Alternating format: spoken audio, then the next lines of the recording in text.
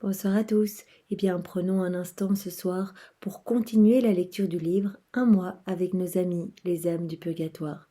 Au nom du Père qui m'a créé, du Fils qui m'a sauvé et du Saint-Esprit qui me sanctifie. Amen.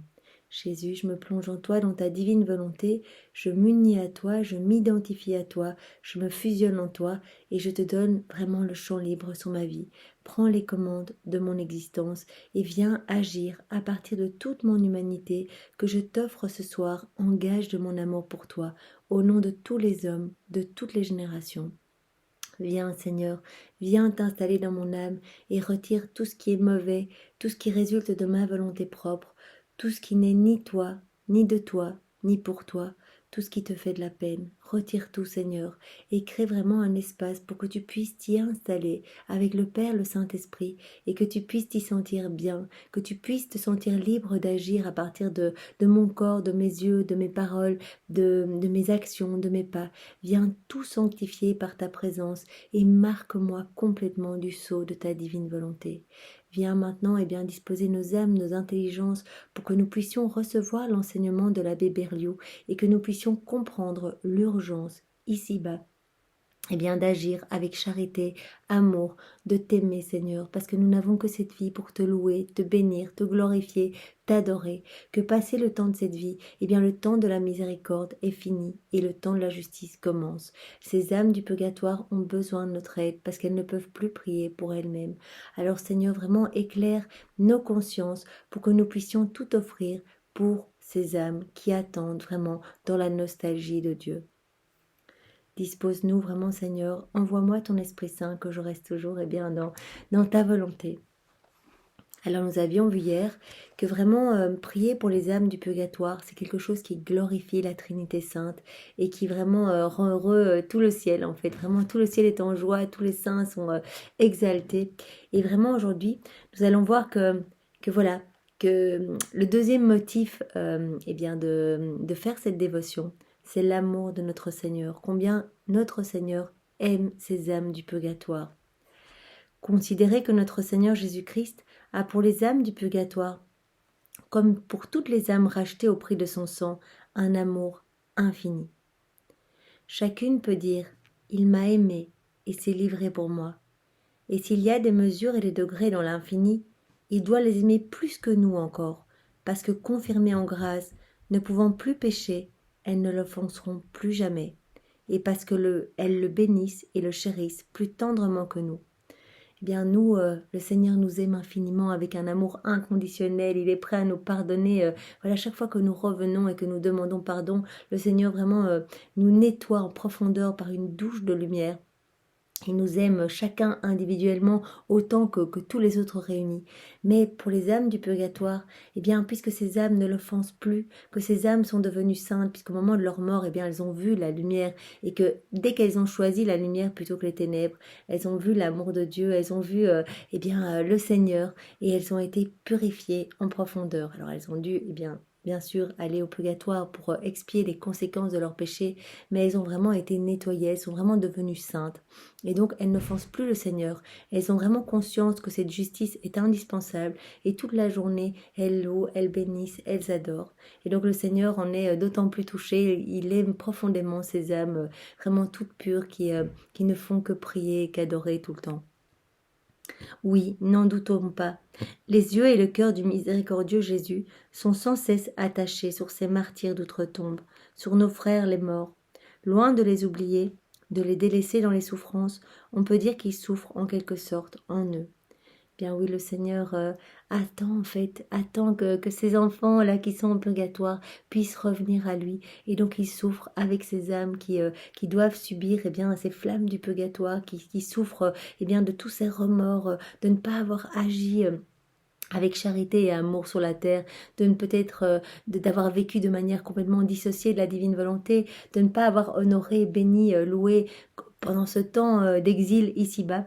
Et donc elles vivent dans les remords, elles vivent dans ces flammes ardentes de la purification, mais aussi dans la nostalgie de Dieu. Et donc vraiment le Seigneur souffre avec ces âmes. Il souffre comme rédempteur dans ces âmes qu'il a rachetées par tant de sacrifices. Comme père, comme époux, comme chef, dans les membres de son corps mystique, il souffre avec ses âmes. Leur douleur lui rappelle ses propres douleurs. Leur amour appelle son amour. Donc vraiment, le Seigneur ne les laisse pas. Ce n'est pas parce que elles n'ont plus vraiment cette vision de Dieu et qu'elles sont vraiment loin de Dieu. Elles doivent vraiment prendre ce temps pour enfiler eh bien l'habit des noces, pour se faire belle. Il y a Marie qui est là. Il y a chacun des anges gardiens est présent également. Et bien Marie reflète tout l'amour de Jésus. Puisque voilà, Marie, le cœur de Marie est uni profondément au cœur de Jésus, est imbriqué dans le cœur de Jésus. Eh bien, elle est là pour apporter du soulagement et du réconfort, pour encourager ces âmes. Et ces âmes, eh bien, ressentent vraiment l'amour de Dieu, l'amour de la Trinité. Et Jésus, eh bien, il attend ce moment, de par sa justice divine, il ne peut pas venir les chercher, mais vraiment, il souhaite que nous, par nos prières, par nos offrandes, par nos réparations, eh bien, nous accélérions ce temps de séparation entre Jésus et ses enfants.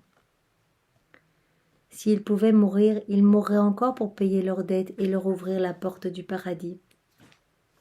Et pour retenir la force de son amour, il faut toute la sagesse et toute la miséricordieuse justice d'un Dieu qui a horreur de la moindre tâche. C'est malheureusement parce qu'il y a la justice divine et que rien d'impur ne peut rentrer au paradis que Jésus ne peut rien pour ses âmes là en haut. Vraiment, c'est la juste dette à payer. Ayons les sentiments du cœur de notre Seigneur Jésus.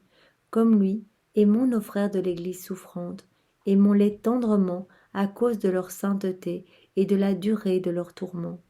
Aimons-les comme nous-mêmes pour l'amour de Dieu. Vraiment parce que nous aimons immensément notre Jésus. Nous ne voulons pas qu'il souffre de cette séparation avec ses épouses, en fait, ses âmes saintes qu'il voudrait vraiment voir avec lui au paradis. Alors offrons tout pour que ces âmes puissent vraiment le rejoindre plus rapidement. Aimons-les comme nous-mêmes pour l'amour de Dieu. Alors nous prendrons une large part à leur peine et nous leur tendrons une main secourable. Nous pouvons bien sûr, comme nous l'avons vu les jours précédents, eh bien offrir toutes nos souffrances. Nous avons tous des petites souffrances au quotidien. Offrons nos souffrances, unissons nos souffrances à celles de Jésus pour que nos souffrances portent les fruits des souffrances de Jésus et que nos souffrances eh bien, puissent libérer beaucoup d'âmes du purgatoire, que tous ces fruits puissent être distribués sur nos frères et sœurs ici-bas, mais également sur nos frères et sœurs dans le ciel qui attendent au purgatoire. Donc non seulement eh bien, le Seigneur nous appelle à cette dévotion parce qu'il aime immensément ses âmes et il désire les voir revenir en son sein, mais également notre Seigneur désire que nous soulagions ces âmes. Non seulement c'est pour les voir revenir, mais aussi parce qu'elles souffrent et qu'il ne supporte pas que ces âmes souffrent. Notre Seigneur Jésus-Christ ne peut pas délivrer lui-même les âmes du purgatoire. La justice divine s'y oppose.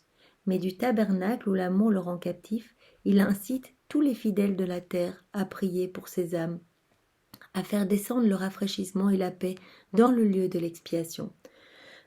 Donc comme nous venons de le voir, Jésus, de par sa justice divine, qui est un des attributs divins, un des piliers divins, ne peut pas. Voilà, c'est comme cela, il y a le temps de la miséricorde sur la terre, c'est un temps où on peut accumuler des mérites, où on a vraiment le pardon, à chaque fois qu'on va se confesser, à chaque fois qu'on demande pardon, on reçoit vraiment l'intégralité vraiment de cette douche de miséricorde. Mais c'est comme ça, au moment de notre mort, eh bien, c'est le temps de la justice. Il n'y a plus aucun mérite qui peut être acquis. Et donc, il ne peut pas délivrer ses âmes. Mais du tabernacle où il est enfermé, eh bien, il incite, il donne de bonnes inspirations à des personnes ici-bas, en exil ici-bas. Et voilà, il fait comprendre la nécessité, eh bien, pour nous ici-bas, de prier pour nos frères et sœurs. Donc, il nous incite, eh bien, à offrir nos actes de charité, mais aussi à offrir eh bien, un rafraîchissement et vraiment de la paix dans ce lieu d'expiation. Nous avions eh bien, la prière de Luisa Picaretta, cette prière que Jésus lui avait inspirée, et bien pour les âmes du purgatoire,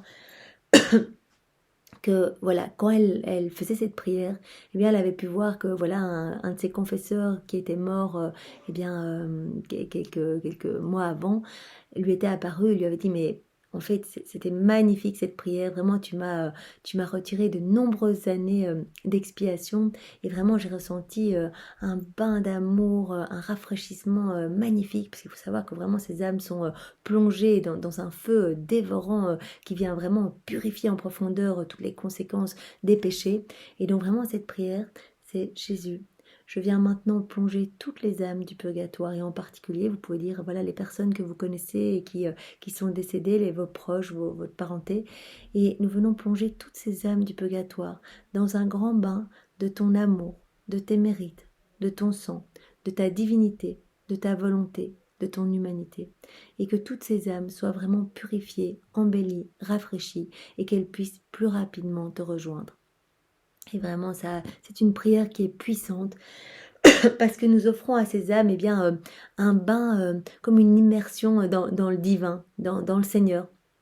Et donc vraiment, elles qui sont éloignées et qui vivent cette souffrance d'être séparées de Dieu, eh bien elles sont vraiment baignées dans l'amour même, dans la lumière, dans la sagesse, dans la puissance de Dieu. Donc c'est vraiment magnifique et donc je vous invite à faire cette prière tous les jours, le matin, le midi, le soir. Vous avez vu que ça prend quelques ondes et ça peut faire tellement de bien pour ces âmes, apporter tellement de gloire à la Trinité, tellement de soulagement à Jésus qui souffre de voir ses enfants en souffrance et qui ne peut rien faire. Et ça peut apporter bien sûr du rafraîchissement et du soulagement pour ces âmes.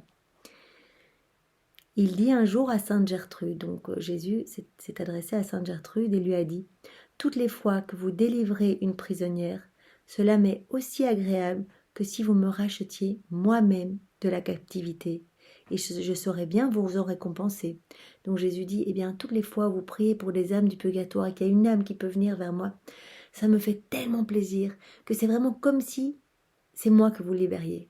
Comme si c'était moi, voilà, en prison et que vous veniez me rechercher, me prendre dans les bras. Comme si c'était moi, voilà, jeté dans le cédron et que vous veniez me reprendre, m'envelopper, me consoler, mettre vraiment quelque chose de chaud autour de moi. Donc c'est comme si on lui apportait un soulagement pendant tous ces moments de sa passion où il est enchaîné, où il est captif, il est en souffrance. À l'autel où il s'immole, il ne veut pas que son sacrifice soit offert une seule fois, sans que le prêtre et les assistants aient un souvenir pour l'Église souffrante. Eh bien oui, le Seigneur a vraiment institué que lors de chacune des messes, eh bien le prêtre, après la consécration du pain et du vin, eh bien fasse une prière pour toute l'Église, l'Église, toutes les âmes qui sont consacrées, le Saint-Père, les évêques, etc., mais également pour les agonisants. Donc vraiment, à chaque fois, à chacune des messes, eh bien, la communion est offerte pour toutes les âmes du purgatoire, vraiment comme si le prêtre demandait que le sang de Jésus vienne vraiment dans ce lieu de souffrance, ce lieu d'expiation, pour que ces âmes puissent se purifier plus vite. Enfin, il réunit en un seul trésor tous ses mérites, tous ceux de sa divine maman et des saints, et il demande à tous les fidèles d'y puiser à pleine main, afin d'acquitter les âmes du purgatoire. En fait, ici, Jésus nous donne tout. Il dit, voilà, vous pouvez vous servir dans les mérites de ma maman, des saints, vous pouvez, offrir toutes les prières que vous voulez, vous unir à Marie, vous prendre tous ces actes d'amour, me les offrir au nom des âmes du purgatoire, vous pouvez reprendre tous les actes d'amour de tous les saints de tous les temps, et me les offrir également, reprendre mes actes d'amour à moi, m'en recouvrir au nom des âmes du purgatoire, vous pouvez me louer, me bénir, m'adorer dans ma divine volonté, avec l'amour le plus parfait, les bénédictions propres de Jésus, ses louanges, et ses propres remerciements, on peut le faire au nom de tous, particulièrement au nom des âmes du purgatoire. Donc nos prières sont vraiment très puissantes. Et le Seigneur nous demande vraiment de venir puiser à pleine main dans toutes les grâces et les bénédictions qu'il nous laisse ici-bas pour intercéder pour nos frères et sœurs. La justice divine s'y oppose, mais du tabernacle, Jésus s'écrie « Rendez-moi mes enfants, délivrez-les par la prière, par le saint sacrifice, par les indulgences. » Donc nous pouvons offrir nos messes, voilà, quand nous allons communier, avant de communier, nous pouvons émettre l'intention déjà de communier dans la divine volonté de Jésus. Comme ça, notre communion est unie à la communion de Jésus lors de la dernière scène et notre communion va porter les fruits de la communion de Jésus. Donc il y a énormément d'âmes qui vont être sauvées et on peut offrir cette communion au nom de tous les hommes, de tous les temps, de toutes les générations, de tous les hommes ici-bas, mais également au nom des âmes du purgatoire. Donc c'est vraiment magnifique. Donc on peut le faire déjà à chacune des messes. Donc je vous invite à aller eh bien, de manière très régulière à la messe. C'est vraiment très puissant ce qui s'y passe. Et nous recevons énormément de grâce pour nous, pour nos frères et sœurs et pour ces âmes qui attendent voilà, dans ce lieu d'expiation. Mais on peut aussi véritablement offrir une messe. C'est-à-dire que le prêtre, eh bien...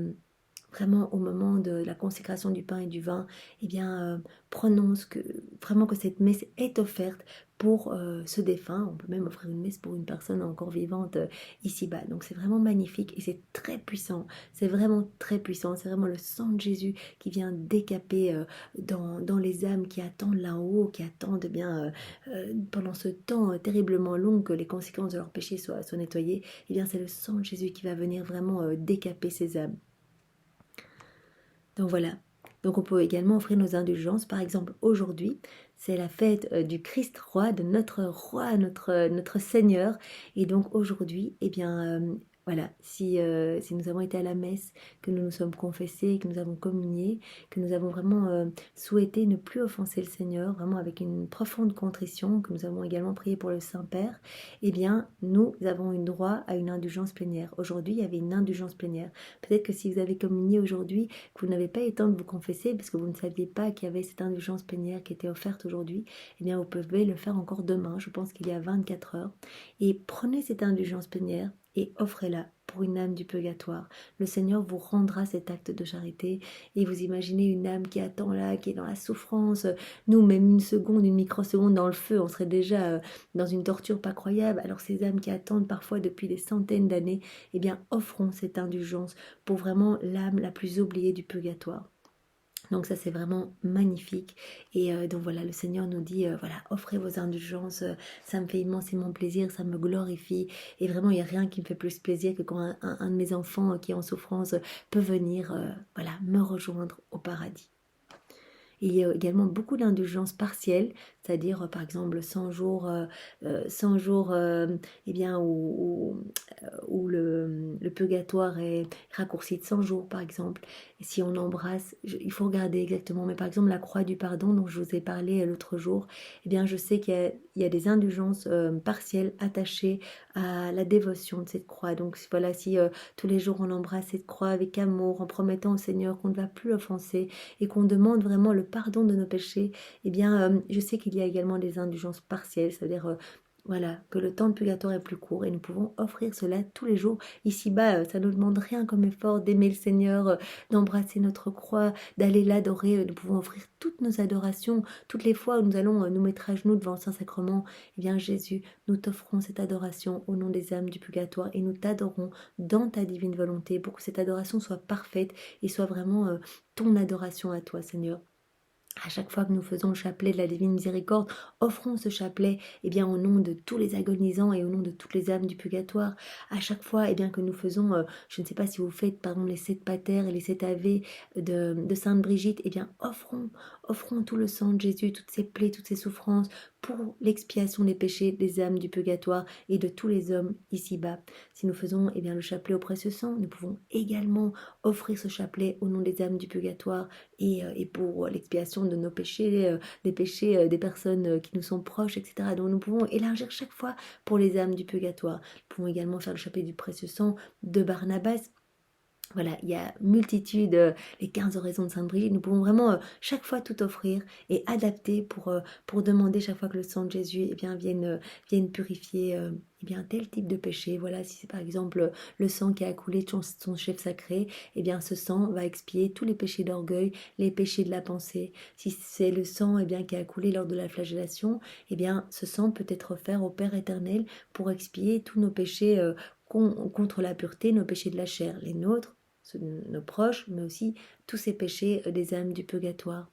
Offrons tout, le sang qui a coulé des genoux de Jésus et de son épaule lors du portement de croix, et bien ce sang peut être offert pour expier eh bien, les péchés de confort, toutes les fois où nous ne voulons pas souffrir pour le Seigneur, nos péchés à nous, ceux de nos proches, mais également tous ces péchés des âmes du purgatoire, tout le sang qui a coulé des mains et des pieds de Jésus, et bien que ce sang soit offert au Père éternel, vraiment pour expier tous nos péchés, que nous soyons vraiment lavés en profondeur, et exactement comme le sang et l'eau qui ont coulé du côté sacré de Jésus. Tout cela peut être offert vraiment pour un cleaning de l'âme, de notre âme, de l'âme des âmes de nos proches, mais également des âmes du purgatoire. On peut également offrir par exemple le sang qui a coulé lors de la circoncision de Jésus, et nous pouvons offrir ce sang pour que vraiment tous les péchés de la jeunesse, les péchés mortels, les péchés graves, les nôtres, ceux de nos proches et ceux des âmes du purgatoire puissent être expiés. Donc il y a vraiment moyen,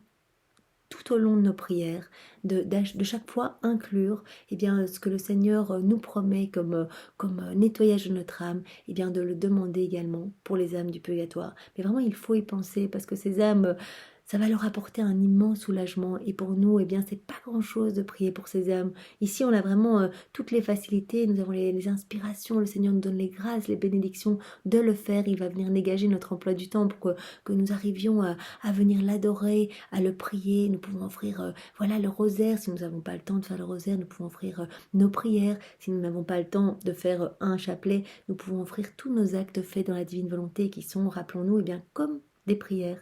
Ce sont des actes qui sont complets, divins, éternels. Vous voyez, simplement le fait on essaie de se concentrer toute la journée pour que tous nos actes deviennent prières, c'est-à-dire qu'on fasse tout en union avec Jésus.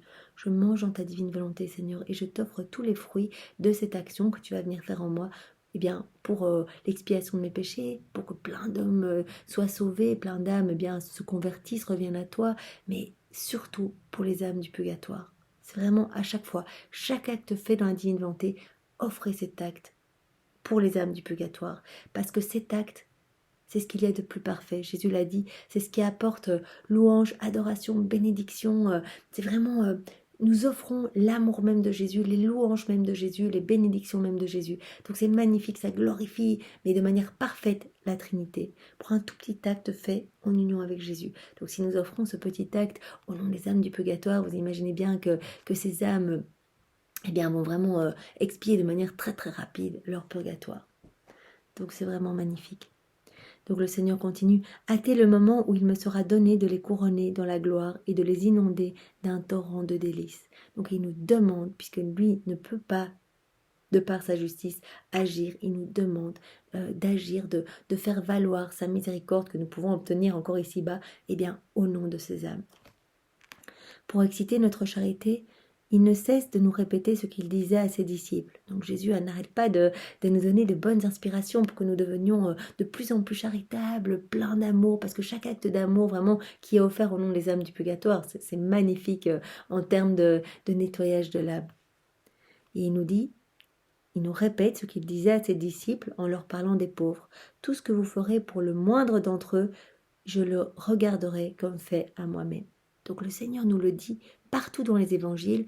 Moi je vous regarde et tout ce que vous faites à un petit, quand vous souriez, quand vous donnez une aumône à un SDF, quand vous allez aider une petite dame à traverser la rue, tous les petits gestes tout simples, tout ce que vous faites au plus petit d'entre vous, c'est à moi que vous le faites. Quand vous allez visiter un malade à l'hôpital, quand vous allez visiter un prisonnier, c'est moi qui me trouve dans ce plus faible. Donc vraiment, le Seigneur va regarder tous nos gestes d'amour, tous nos actes de charité. Il va vraiment s'en délecter, il va vraiment s'en nourrir. Et cela va vraiment permettre non seulement d'expier nos péchés, mais aussi les péchés des âmes si nous nous offrons ces actes de charité. Et il nous récompensera un jour comme si lui-même eût été délivré. Donc vraiment, c'est la deuxième fois que Jésus nous dit ici que vraiment, il y aura des mérites et des récompenses par rapport à tous ces actes que nous aurons offerts pour les âmes du purgatoire. Chers amis, quel puissant motif pour nous enflammer de zèle en ferveur d'une œuvre si grande, si facile à accomplir. C'est tellement facile ici. Nous avons tout. Je veux dire, donner une petite pièce à quelqu'un, ça ne va pas changer notre vie. Accueillir quelqu'un à la maison, parler avec amour, pardonner, même quand c'est difficile, quelqu'un nous a offensés, pardonner de tout notre cœur avec les pardons même de Jésus. Tout cela obtient vraiment beaucoup, beaucoup de grâce pour nous, mais aussi pour les âmes dans le ciel. Quelle joie de pouvoir si aisément satisfaire les désirs brûlants du cœur de notre Seigneur Jésus-Christ. Le divin Sauveur dit un jour à la vénérable Marie Lataste : Vous ne sauriez rien faire de plus agréable à Dieu que de venir au secours de ces âmes. Donc vraiment, le Seigneur, ce n'est pas la première fois qu'il le dit. Il l'a dit à Sainte Gertrude, il l'avait dit à Saint Augustin. Voilà, ça fait plusieurs jours que le Seigneur dit, eh bien, c'est vraiment quelque chose qui me glorifie, c'est quelque chose qui me fait immensément plaisir. Et ici, il dit, il n'y a rien qui pourrait me faire plus plaisir, qui m'est plus agréable que quand vous venez au secours de ces âmes que j'aime tant et qui sont séparées de moi. Les âmes du purgatoire ne sont pas assez recommandées à la prière des fidèles. Vraiment, très souvent, ces âmes sont oubliées. Combien d'entre nous, eh bien, pensons aux âmes du purgatoire dans notre quotidien? Et cependant, combien les bienfaits que nous devons aux prêtres sont grands et nombreux. La plupart des biens et des bénédictions de la religion nous arrivent par le prêtre. Du berceau jusqu'à la tombe, il est pour nous le distributeur de grâce, le consolateur, le soutien, le conseiller. Notre Seigneur lui disait un jour, « Ma fille, priez beaucoup, beaucoup pour mes prêtres, car on ne prie pas assez pour eux.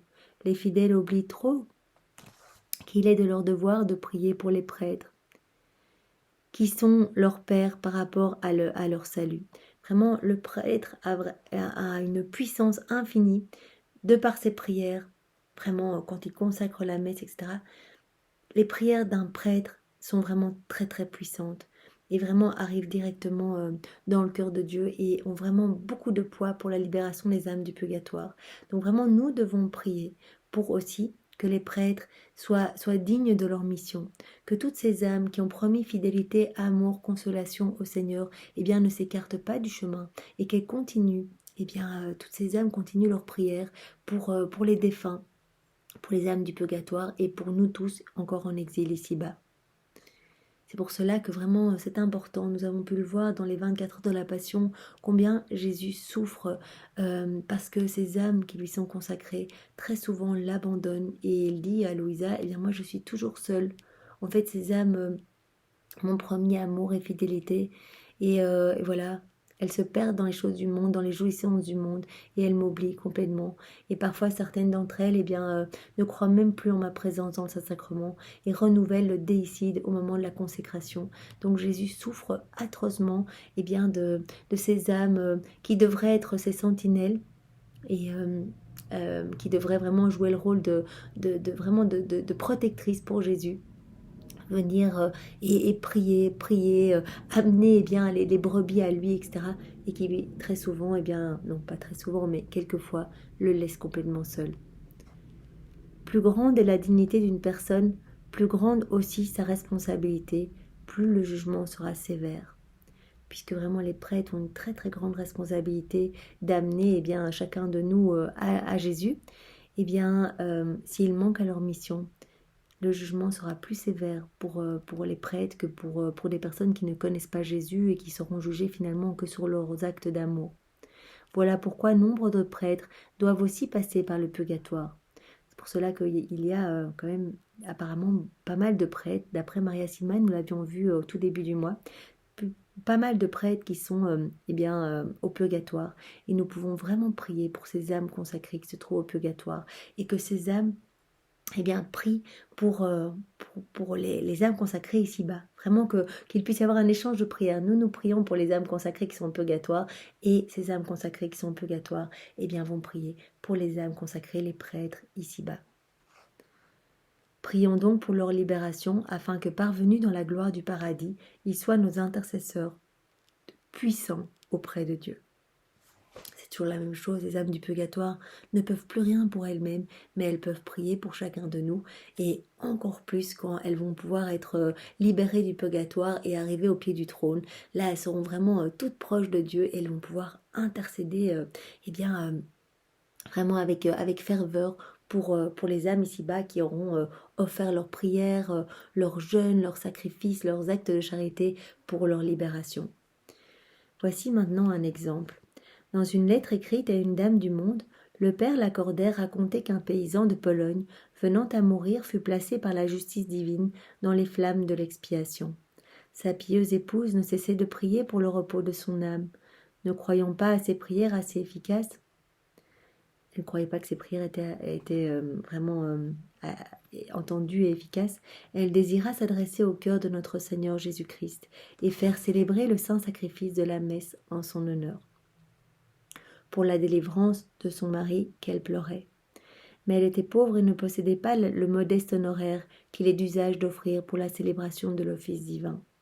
Vraiment, c'est un paysan en Pologne qui se retrouve au purgatoire et son épouse, trop pauvre pour payer une messe, s'adresse vraiment à un riche de son village pour lui demander de lui prêter les sous pour pouvoir organiser cette messe. Elle se présenta donc devant un riche personnage qui était philosophe, incrédule, et lui exposa humblement l'objet de sa demande. Celui-ci, se laissant attendrir, lui donna l'offrande qu'elle sollicitait. La veuve, aussitôt, fit célébrer la sainte messe à la chapelle du Sacré-Cœur pour la délivrance de son cher époux. Donc elle a offert une messe pour la délivrance de l'âme de son époux au purgatoire. Et elle a assisté à cette messe, vraiment, il faut aussi y assister, prier de tout son cœur, vraiment être là avec ferveur et amour, se jeter aux pieds de l'autel et vraiment demander pardon au nom de l'âme pour laquelle on prie. Elle assista avec toute la ferveur possible. Dieu permit que quelques jours après, le paysan défunt apparut au riche bienfaiteur. « Je vous remercie, lui dit-il, de l'aumône que vous avez faite pour l'offrande du divin sacrifice. Cette oblation a délivré mon âme du purgatoire. » Donc nous voyons vraiment la puissance d'une messe qui a été offerte, vraiment où le prêtre a offert toute la consécration du pain et du vin, vraiment pour la libération de cette âme en particulier. Donc ici, cela a permis vraiment à l'âme de ce paysan d'être directement libérée du purgatoire. Donc vraiment, mon âme a pu être délivrée du purgatoire où elle était détenue. Et maintenant, en reconnaissance de votre charité, je viens de la part du Seigneur vous annoncer que votre mort est prochaine et que vous devez vous réconcilier avec lui. Donc vraiment en récompense, le Seigneur a autorisé ce paysan à apparaître à ce riche bienfaiteur, mais qui était complètement incrédule, qui ne croyait en rien du tout. Il lui a dit, vous devez vous réconcilier avec Dieu parce que vraiment votre mort est prochaine et il faut vraiment que vous mouriez dans de bonnes dispositions pour ne pas passer par les flammes du purgatoire, au pire encore aller vous rendre dans la damnation éternelle. Ce riche incrédule se convertit et mourut en effet dans les sentiments les plus chrétiens. Donc vraiment, il a pu bénéficier de la grâce des derniers instants de sa vie, comme le bon larron. Il a pu recevoir, comme les ouvriers de la dernière heure, il a pu recevoir la possibilité il a ouvert son cœur, il a reçu grâce et bénédiction, il s'est converti et il a pu mourir vraiment dans de toutes bonnes dispositions avec les sentiments les plus chrétiens. Amour, reconnaissance au cœur de notre Seigneur Jésus-Christ. Ô Jésus, plein de miséricorde et de bonté, toi qui as tant aimé les hommes, qui les justifie par la foi, les glorifie par la grâce, je t'en prie, par la vertu de la blessure de ton côté sacré, ouvert par la lance sur la croix, délivre les trépassés du feu du purgatoire, et rends-les dignes de la gloire de tes saints. Sois leur propice, ô Jésus, appelle tes enfants, et nos frères au séjour éternel, qu'ils reposent en paix. Amen. Au nom du Père, et du Fils, et du Saint-Esprit. Amen. Soyez tous bénis et passez une belle soirée dans la divine volonté de Jésus. Au revoir.